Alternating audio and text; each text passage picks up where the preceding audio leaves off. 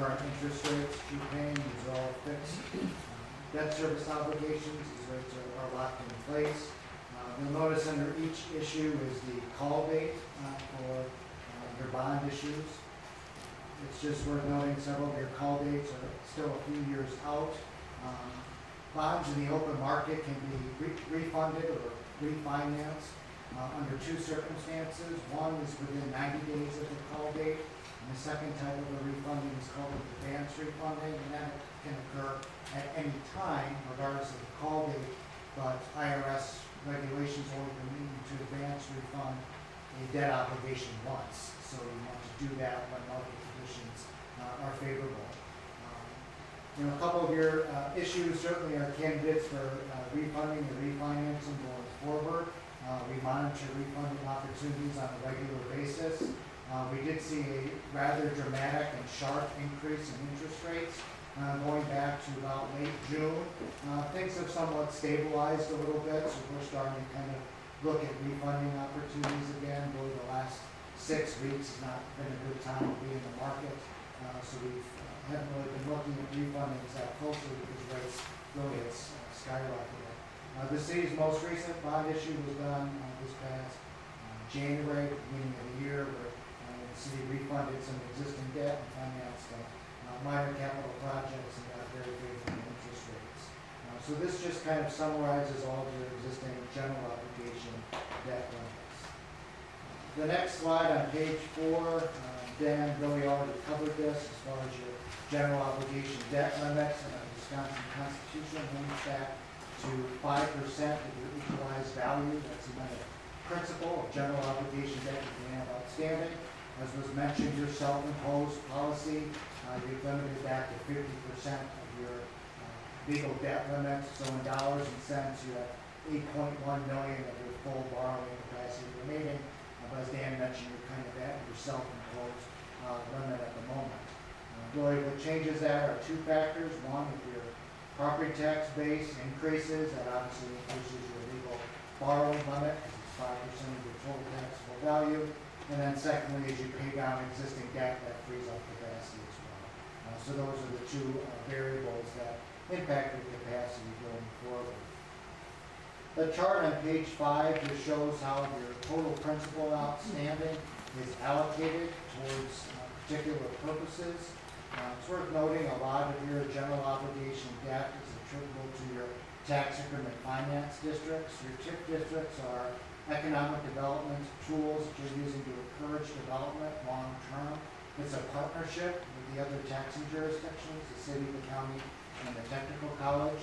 As new development occurs within those districts, the city is able to retain the taxes collected on all new development to pay for expenses within your TIF district. So a lot of your debt has been attributable to those long-term economic development objectives of the city, and then also certainly your Baker Leota project that you did several years back, or some of your larger ticket debt projects that you've done over the last 5 to 6 years. So this chart just shows how much of your principal outstanding is attributable to your general debt service levy, water and light, stormwater, and your TIF districts. So certainly over half of your principal outstanding is attributable to your TIFs. We've provided kind of a high-level overview of each of your TIF districts on the next several slides. On page 6, we start with tax incremental finance district number 5, which primarily consists of your downtown area.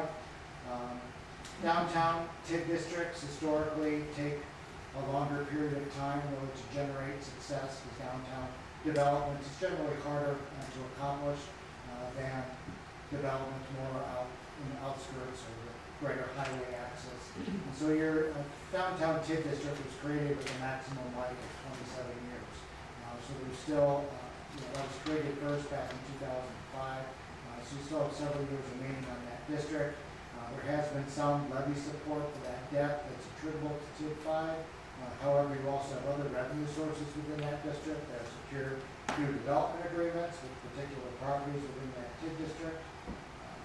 Some encouraging good news.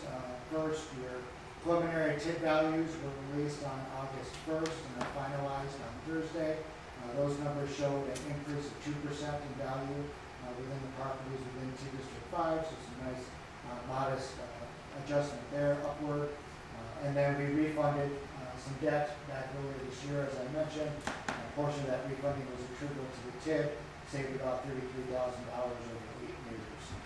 So both of those two actions combined are helping kind of restabilize and not seeming to add to some of the long-term issues that you've been addressing with TID number 5. TID 6 is kind of the East Commercial TID district. There was very modest support required for that in the 2013 budget from the levy. Similar to TID number 5, we also have development agreements that collect some additional revenue to help support those TID districts. Basically, your development agreements require developers to generate a certain amount of revenue from their projects. If that revenue is not at the dollar amount that's specified, you collect kind of a whole harmless payment to make the city whole for those amounts in the agreement. The preliminary numbers for TID 6 did show a 4% decrease in their value as of January 1st of 2013. TID number 7 kind of is a commercial and industrial district, primarily industrial. The original intention of that district was to promote kind of the biodiesel facility and some other related developments that eventually didn't materialize. That is kind of the main summary from TID 7. It did see a slight increase in value within those properties as of January 1st, but since the district was created, that district has lost value.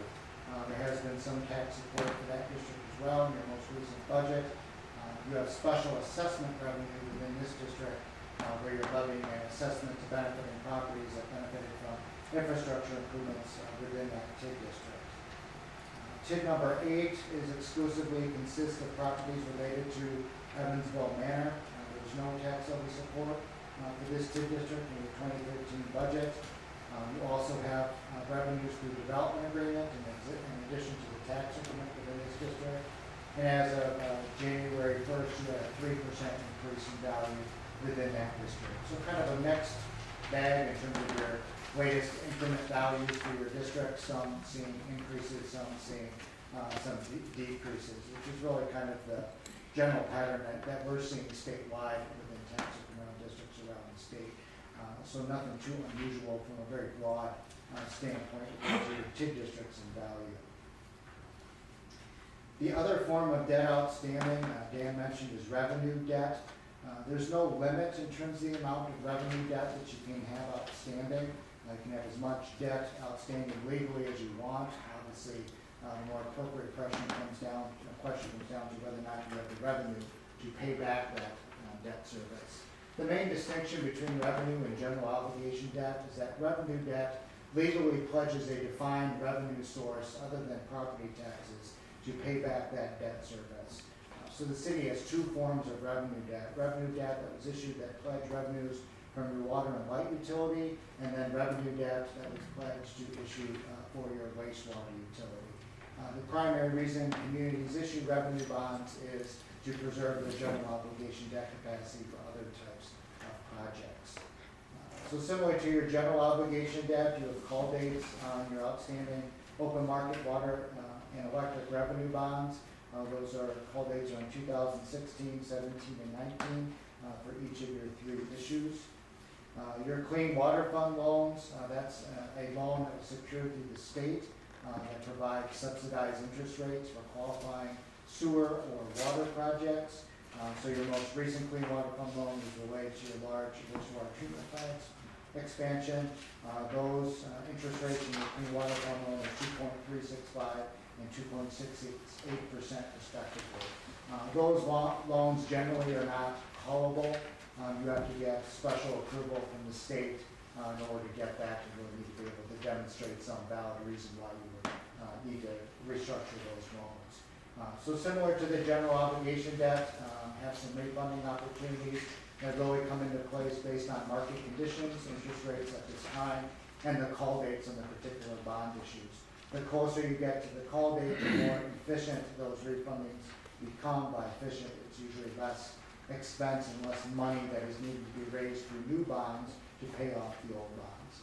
So typically when we present analysis to staff or to the council to look at refundings, we're showing you estimated savings net of the cost of going through that transaction.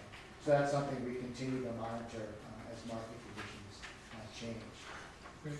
Yes. What is interest rate in the market right now for revenue bond? The interest rates in the revenue bond, at least looking at your rates now, I think you could, rates are slightly better than what you're presently paying outstanding. The big issue is since all the issues right now qualify for an advance refunding, how that works from a mechanics standpoint is that you're issuing new bonds and you're placing those bond proceeds in an escrow account until the call date. And then in that escrow account, you can earn interest earnings. Well, obviously, interest earnings haven't been all that great for several years. And so you're not earning a lot of interest earnings in that escrow account. So you may need to put more bonds into that, which requires you to issue more debt. And so that's really what we look at when we look at advance refundings, is whether or not, that's called negative arbitrage. If there's just too much money going into those escrow accounts and you're really not generating enough money that it drives up the cost of the transaction, you don't see savings. So as we get closer to these dates, those advance refundings may make some more sense. Certainly we try to look at either combining refundings with new money issuance or combining several issues into one refunding, so you're only going in a month at once, only paying the cost of one particular transaction. So I think your bigger issue right now is somewhat interest rates, with the bigger issues the call date in those bond issues. And most of your revenue bonds are done with a 20-year horizon, so typically you're looking at a call date about 10 years out in those bond issues. So your call features are pretty standard, but we're continuing to monitor those. And I think now that rates have stabilized, we'll kind of look at these again. Now that we kind of have seen market activity the last couple of weeks that indicate that interest rates have stabilized. They were really skyrocketing at a phenomenal pace going back to late June. What about general obligation bonds? Are they just still all over? No, that's the same. I think the market, and those comments I just made related to general obligation and revenue debt in general.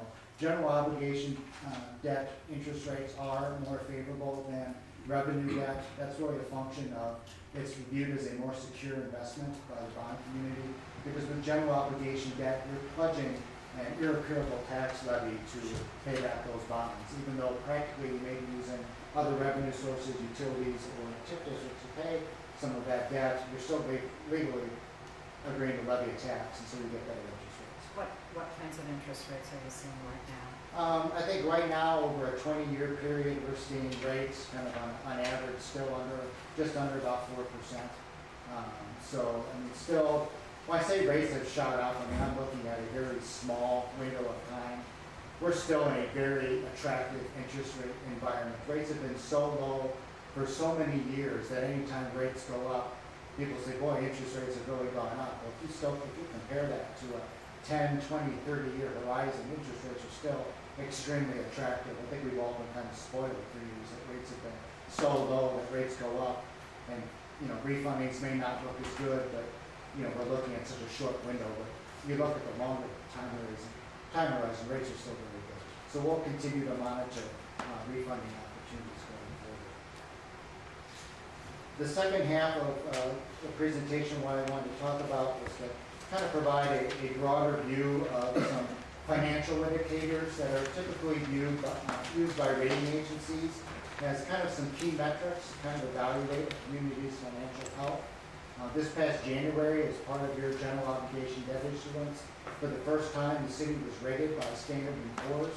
Your rating was A+, which is a solid rating for the first time out. And there are several indicators that the rating agencies look at. It's not exclusively what they base their rating on, but it provides a good benchmark to compare yourself and track how you progressed from year to year. So in the slides 11 and 12, we've just provided some quick definitions of these indicators. Debt burden, there's two types of debt burden. There's your direct debt burden and your overall debt burden. This applies really to general obligation debt primarily. Your direct debt burden just looks at the amount of direct debt that the city has outstanding divided by your total equalized value. That's the same calculations determining your debt limit. Your overall debt burden takes into account the share your city taxpayers are paying of the city's debt, the school district's debt, the county's debt, and technical college. so that's the overall calculation. Payout over 10 years, that looks at how much of the debt you're amortizing and paying off in 10 years. General obligation debt has a maximum life of 20 years. A lot of your debt did go out to the maximum term, but that's because it was, again, related to a lot of long-term economic development initiatives. Debt per capita, overall debt, is all taxing jurisdictions on a per-person basis. Your average annual growth is your growth in your equalized or market value over a 5-year period. Your unrestricted general fund balance as a percentage of operating revenues. This measures your reserves. It looks at how much liquidity you have in your fund balance of money that is not designated for a particular purpose, that is set aside. If I could pick one of these indicators that the rating agencies place the greatest emphasis on, this is it. It's fund balance. And your fund balance and your undesignated amount is very strong. And that's to your credit. The city has really built that up and stabilized it to a very healthy level over the years, and that was noted by S&P in the rating report. Just total expenditures of debt service, looking at your total expenditures in your operating and debt service fund, comparing that to your total expenditures. And then there's just some income levels that are measured compared to state averages.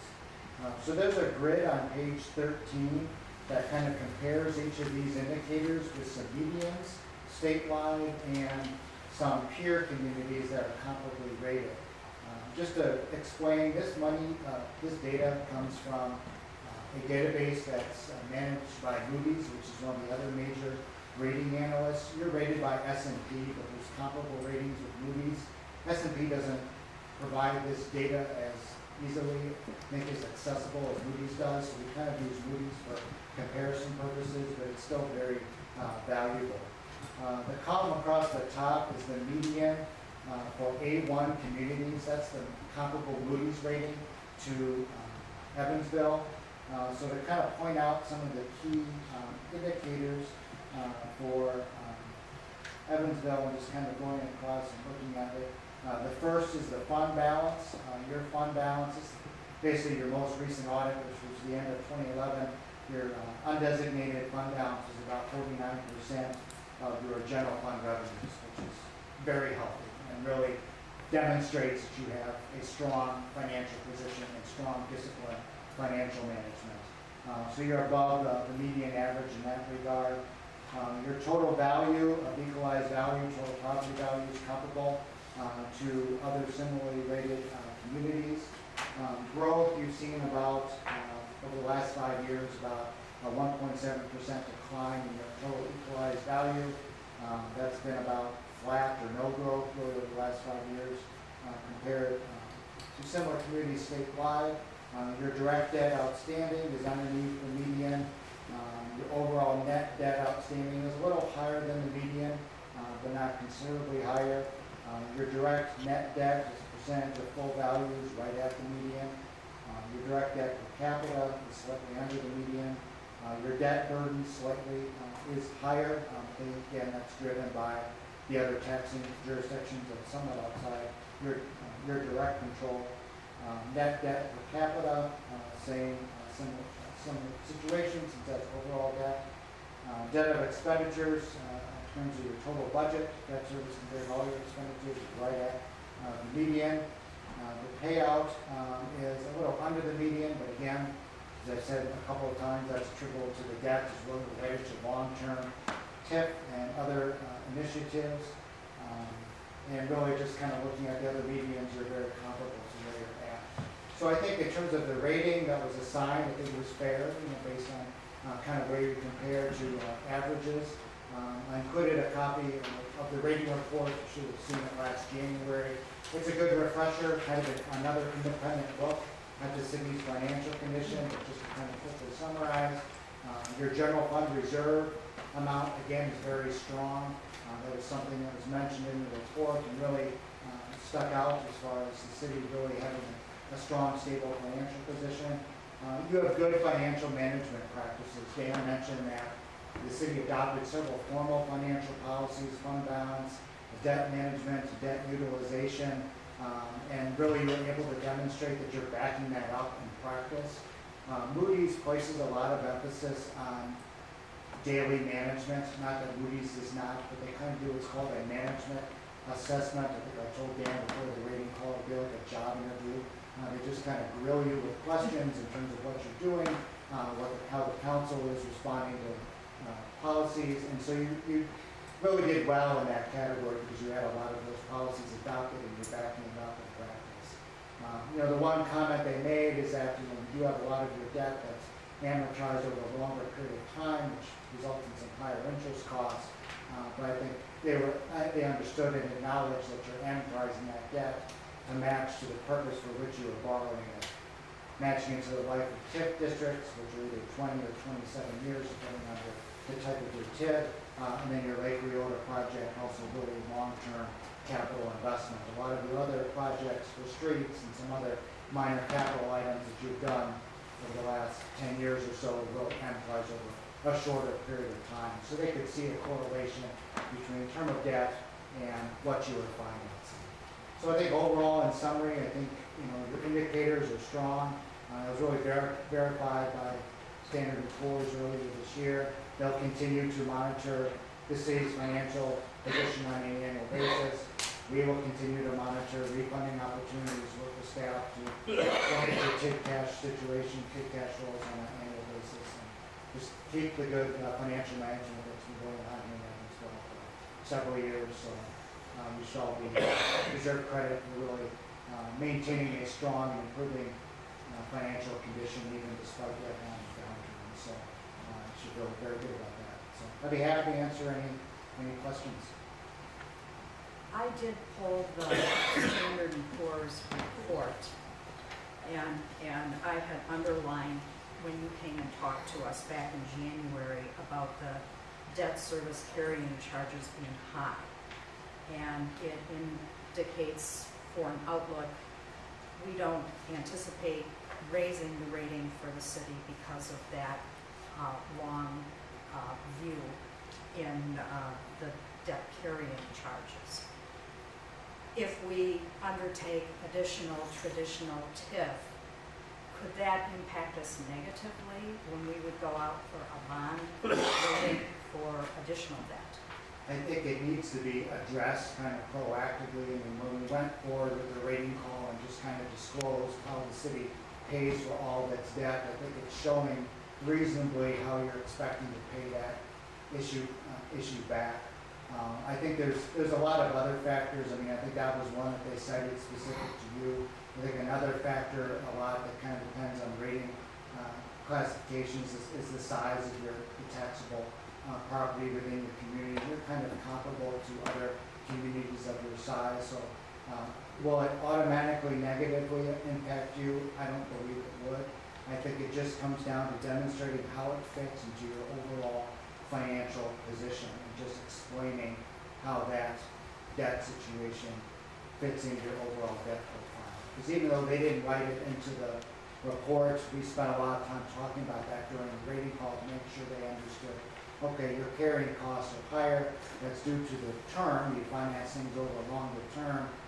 Look at, over 50% of that is tied into long-term economic development initiatives, which they do understand. So I think it's something that can be managed given it's planned out accordingly, which is in your best interest anyways to do that. Other questions? Thank you. Thank you for inviting me.